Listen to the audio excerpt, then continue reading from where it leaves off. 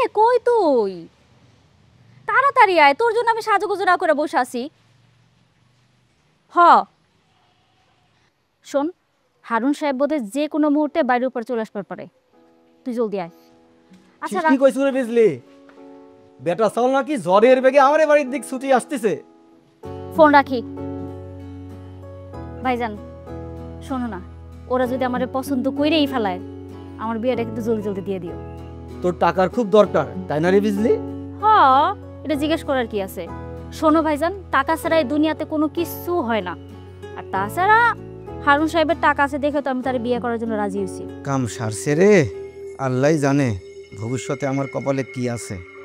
আমার বোন যা মনে করতেছে, হারুন তো তার সম্পূর্ণ উল্টা।